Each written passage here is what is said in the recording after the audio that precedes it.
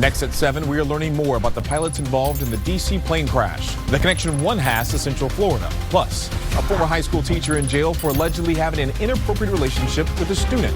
The cell phone evidence detectives found. Tonight's primetime lineup on WESH 2 is sponsored by Headquarter Hyundai, your headquarters for savings. Shop the Big HQ for the best prices on your next vehicle. WESH 2 News starts now with breaking news. And we continue to follow that breaking news out of Washington, D.C. This is a live look at the scene nearly 24 hours after an Army helicopter and an American Airlines plane crashed mid-air over the Potomac River near Reagan Washington National Airport. And we have just learned they recovered the black boxes. The crash was caught on camera by nearby surveillance video. In total, 67 people were killed. That's everyone on board both aircrafts. U.S. Airlines had gone 16 years without a fatal crash until last night. And now, as we go from rescue to recovery, the focus is on finding out how this all happened. Tonight, we have live team coverage. WESH 2's Haley Crumblehome has details on the plane's captain who lived in Central Florida. Meteorologist Eric Burris is giving us a look at air traffic control. But we do want to begin with WESH 2's Summer Knowles with the very latest information on this investigation. Summer.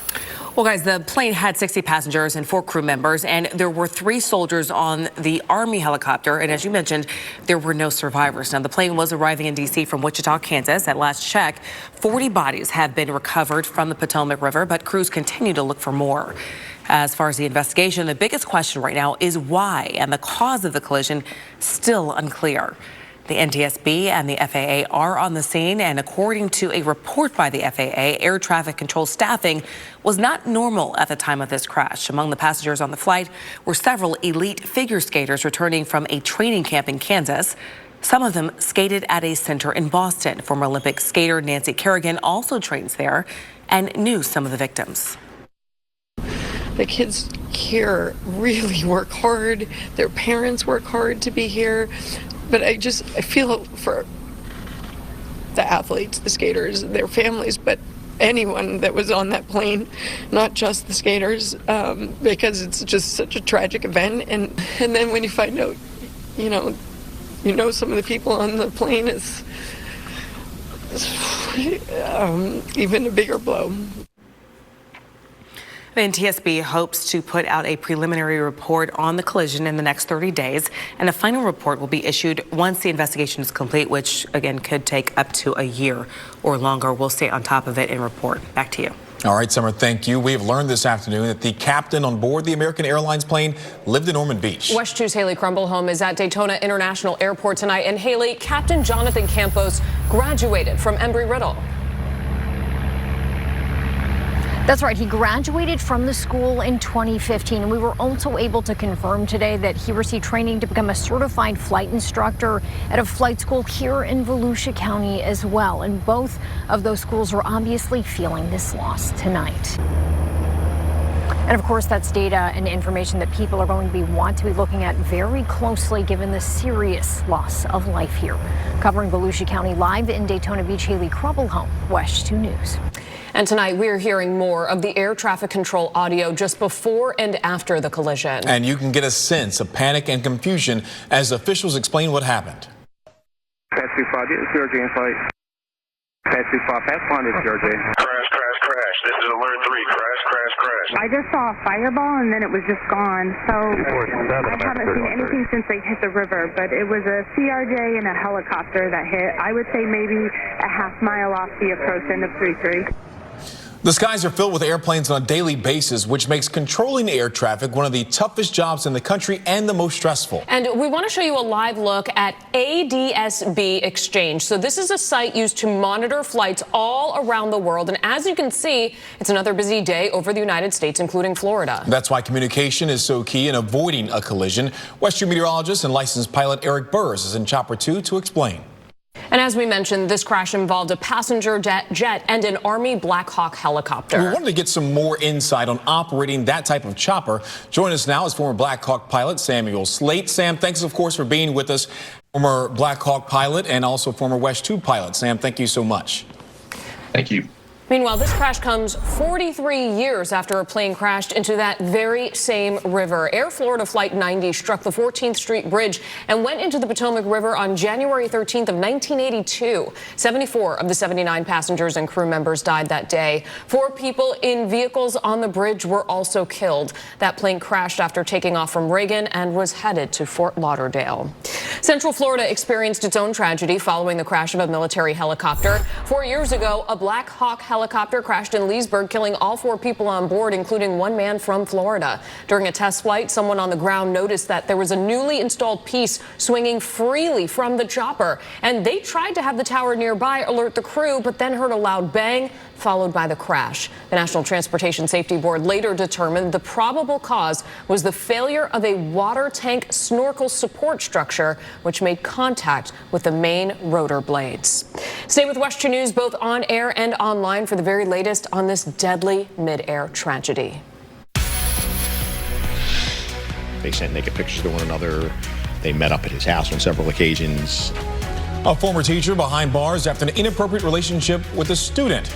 We can tell you about the tip that led to the arrest. Tony. And it was a gorgeous day today away from the coast. We were near 80 degrees through the interior. We're up and over that marker tomorrow. I'll let you know just how long these warm temps will last. Straight ahead.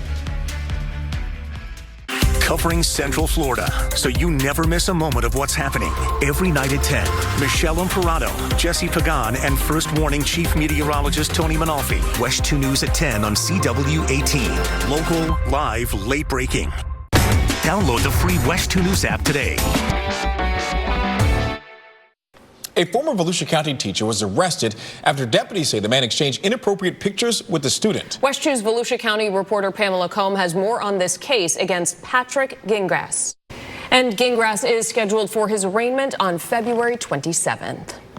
2 dogs that mauled an 8-year-old boy to death in Volusia County were put down. It's been 2 weeks since the brutal attack in the land. A pit bull and a mixed breed dog mauled the boy. The dogs were captured shortly after the attack, and they spent some time in quarantine. State law requires a mandatory wait of 10 business days before the dogs were euthanized because they had no prior record. Sheriff Mike Chitwood says they are now working to get the dog owner charged. Now that the dogs were euthanized, they say they can get more evidence. Our crime scene investigators then obtained DNA, which will then be compared with the wounds that Michael suffered, and that'll be the last piece before we're able to present our case to the state attorney's office. Evidence was also sent to researchers in Massachusetts, where experts with Harvard University are doing research on canine aggression. State university system leaders want to quickly hear how the state's 12 universities need to address a pending legal settlement that is expected to lead to at least $22 million a year in new athletic department costs for each school. Members of the State University System Board of Governors today expressed a need to provide some short-term funding flexibility to compete against major schools in other states as the landscape changes over name, image, and likeness, otherwise known as NIL rights. The final hearing on House v. NCAA is set for April, and the tentative nearly $3 billion settlement would allow athletes to be paid directly by their schools and establish a system for revenue sharing. University of Florida General Counsel Amy Haas says schools are scrambling to address the pending settlement by looking at ticket prices, more sponsorship opportunities, and even concerts to generate additional revenue. Our goal is not to have to eliminate the experience that our student athletes are getting, and not to eliminate the sports that, even though they might not be generating revenue, are certainly generating value and prestige. The University of Central Florida Board of Trustees Chairman Alex Martins feels schools will need some flexibility if they want to remain competitive nationally. Some states are allowing, like Ohio State University, to run a $36 million deficit in their athletic program, okay? I'm not advocating for that, but that's what we're up against. The board hopes to bring the issue back in the next few months with the analysis from the different universities. The new system is expected to be in place by July 1st. All right, Tony, I was telling Stuart in the commercial break, my dogs jumped right in the pool this morning. It was warm enough, I guess, for a dip. Not for me. The sun was shining too, so it was great. It's going to be even warmer tomorrow, so you know, you just be careful. Keep an eye on them. Exactly. Hey, let me take you guys back outside right now. 82 degrees tomorrow, maybe even a little bit warmer than that in a few other locations with an offshore flow out of the southwest. That's a trend that heats us up nicely. We head into the upcoming weekend, Saturday, Sunday, clouds and a few showers around. And then as we get you into Monday, Tuesday, Wednesday, and Thursday, notice the temperatures here, 80, 83 degrees. Nice and warm, staying well above average. A live look in over the metro areas right now, looking good. Temperatures ranging from 57 in Palm Coast to still near 70 in Orlando and Celebration. The reason why we're warming up, we've got an area of low pressure off to our west. Flow around high pressure is clockwise. So we're now getting more of an onshore or east-southeasterly wind flow, which will become southwesterly during the day tomorrow. And as you can see, the winds are fairly light once again in our western communities, which may once again lead to some fog that may be a bit more widespread during the early morning hours tomorrow. So I want you to check in with meteorologist Kellyanne Class to get the update on that, especially if you're west of the I-4 corridor. It could be a little bit of patchy ground fog even in the metro areas, but I think the thicker fog will be out here. All right, temps now into Marion County, mid-50s. Leesburg, you're coming in at 58, up towards Eustis, Umatilla. Tavares, Astatula, middle and upper 50s, nice and mild. Remember, normal low would typically be around 50. We're going to be way above that. Temperatures in the metro areas on south, close to the 60-degree mark. Now, let's take a look at that setup for tonight. Through tomorrow, here comes an advancing cold front. We'll hold the rain off for your TGIF. Great day if you want to make it a Friday getaway day over towards the coast. Why not, right? Low 80s through the metro areas, and then backing it out somewhat. Even at the beaches tomorrow, 75 to 80 before the onshore sea breeze flow begins to kick on in. So get over there, have some fun in the sun. DeLand tomorrow up near the 80-degree mark by early afternoon. SeaWorld also looking fab. Afternoon highs here right around 83 degrees. Lake Nona Golf and Country Club, the Tournament of Champions. The ladies getting it on with a couple of celebrities. 2 tournaments in one. $2 million purse for the tournament for the ladies, and they'll have some fun with those celebrities. Friday, Saturday, Sunday, 82. 74 and 79, couple showers around there. And then as we head into the upcoming weekend, a front stalls out. Couple showers around, no big deal. Overall, though, the temperatures are going to remain above normal. But as far as the rain is concerned, not a whole lot. We got a little bit of help last week with the cooler weather and the little bit of rain we got, but most of the models are less than a quarter of an inch of rain. Other events going on this weekend: Mount Dora Arts Festival, Saturday, Sunday, 73, 78, couple showers there on Saturday. Universal Mardi Gras, T-Pain, as we head you into Saturday night, 70, 68, and 65, an isolated shower early on. And then for the Pro Bowl, again, a lot of events going on. Stray shower for the kickoff, 5 o'clock, mostly cloudy, and 75. Folks, we're going to stay warm and dry for the most part next week, but late next week, Saturday and Sunday, another disturbance will head our way, and it looks like the pattern can change a week out from this upcoming Sunday, which, by the way, is Groundhog Day. So you like the warm weather? Stick and stay in Central Florida. Closed captioning is sponsored by Shark Coatings. On the next Access Hollywood. This is beyond disgusting. How can a mother do that? This is an absolute nightmare. A mom who faked a cancer diagnosis and made thousands in donations. Shocking bombshells from the new doc exposing her scam. The money came in every turn. Really? Any chance she could ask for money. Plus, Grammy nominee Sabrina Carpenter's first time on Access. It'd be a dream come true. It's just really, we'll just keep working hard. Next Access Hollywood. Today, NASA introduced its Axiom 4 mission crew that will launch from the Kennedy Space Center later on this year. This will be the 4th Axiom crew heading to the ISS. They'll be led by former NASA astronaut and the director of human space flight at Axiom, Peggy Whitson. While she's been to the ISS before, the 3 other men on her crew are first-timers. The private mission carries the first astronauts from Poland and Hungary to stay aboard the space station.